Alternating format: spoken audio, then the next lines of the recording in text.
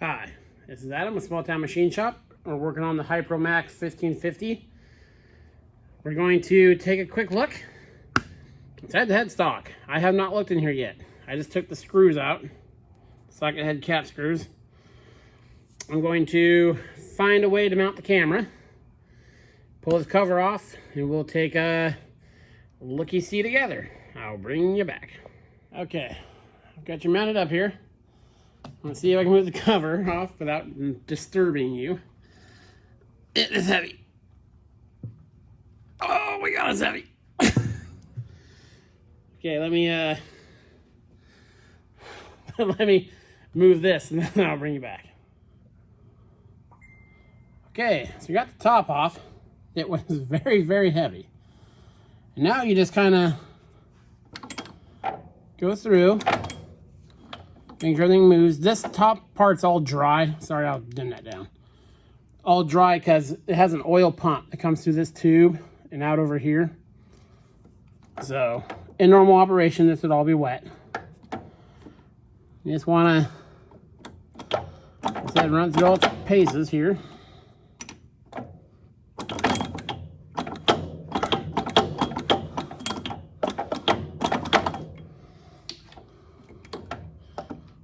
So get it in a gear here. Let's pick there. Now we'll start looking at the individual gears. So I'll bring you in here a little bit. You just want to basically look at every single gear in your machine. You can see where the wear pattern is on the first half of the gears. Stuff I see up here looks really good. Main gear's looking good. Then over here, same thing. That's where there's lots of gears. Just want to kind of take your time, pick a gear and look at it. Before you do a lot of swapping, just turn it and look at everything. Look at the bottom of the oil, the sump, and see how much gold you see down in there. This gear has a little wear, but not bad. Again, I'm not seeing anything. I was told it's in the lower drive, the carriage feed. That's a common place for lathes to get damaged, especially if you crash them. Especially if you crash them and replace the pin with something that's not as soft as the original pin. So everything in here, these guys, turning nice and smooth.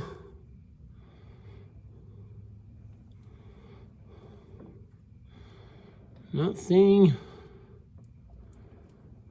anything that's bad. Everything over here is shifting nice. You can see the detents down there. The shafts look nice.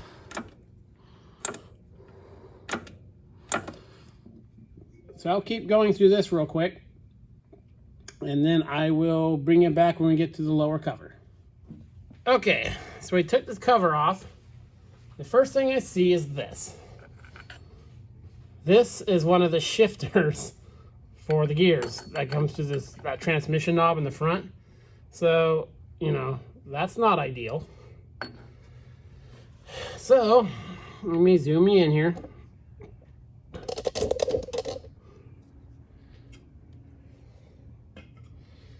And we'll spin a spinny poo. And I don't know if you can see that. Let me zoom you in.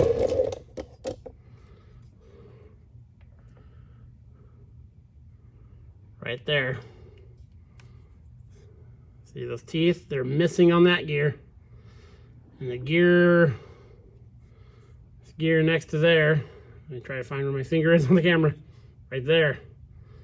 Is also damaged. Oh yeah, look, it broke most of those teeth off. It almost looks like it's on the coloration, like it got hot in here. This is supposed to be all full of oil, by the way. Okay. So, there's 3 more of these in here. This is that transmission, so it shifts it one way or the other. So this bottom one right here is supposed to move this. So what happened is this came off, which made that gear float in there, which made it catch in the other gear. So we have all our spindle speeds. We have all our speeds up here. So we're just missing this shifter right there, the 4 and the 8. So of course not ideal. And we will have to get those out of there and fix it. And that's the that's the carriage feed. That's a weird gear to have strip. But obviously it just decided it was its time. Okay, so now, back out here. So yeah, this little shifter thing, you can push with a screwdriver. When this guy shifts, it doesn't move anything. So it's not safe to run, in my opinion, with that gear loose, because I mean, I can push it back and forth on the shaft, so I don't want it to hook on this gear and damage it. You take this guy off and see what it's going to take to reattach this brass part. I think just a screw came out of it. Yeah. I don't think there's much behind there. So let's go ahead and take that off real quick.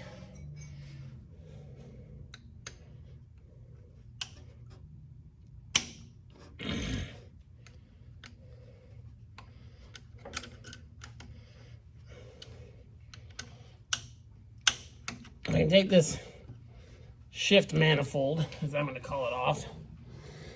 And I can reattach that guide. Then, except for the one gear, or the 2 selectors on that lever, I'll have, looking at the chart up here, a good majority of my ranges, probably 3/4 of the feeds. Of course, I want all of them. And we will definitely, now I know what gears are broken, I can look through the manual. Let's see.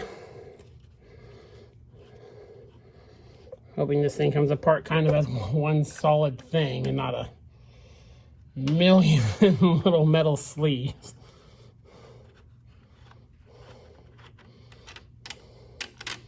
It's also why I'm recording this. Get longer bolts go on top.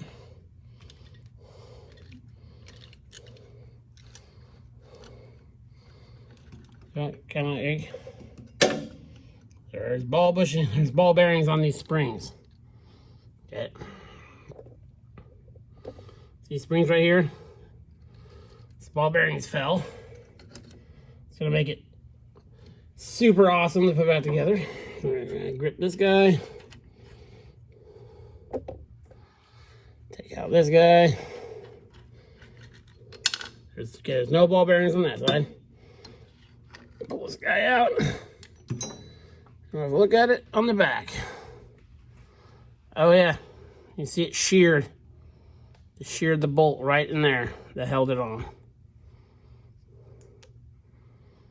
Okay, I'm gonna set this guy. Rag, please, back there. Somewhere clean. And I'll show you a closer up view of that gear.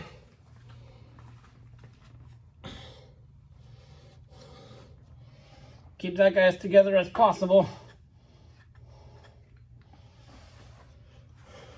Okay, where's my flashlight? Okay, now that I got that out of the way, we can both get a better view of what we're up against here. Yep, right there.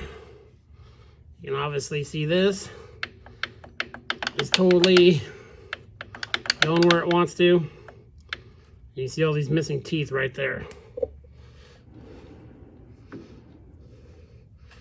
Turn it real quick to check that gear on the right hand side. Sure all the teeth are good there. And they are. So you've got 2 gears to get. You got this guy and this guy up top here, which is in a stack. So yeah, now we know what we're dealing with. I'll get online probably tomorrow and see what I can find. Because, you know, I could cut a gear and fit it on, I don't know if this is pressed into this shifting sleeve that's on. I'll look into that too. Yep. So now we know what we're dealing with on the hipromac lathe. This is Adam from Small Town Machine Shop. Please comment, like, and subscribe, and thanks for watching.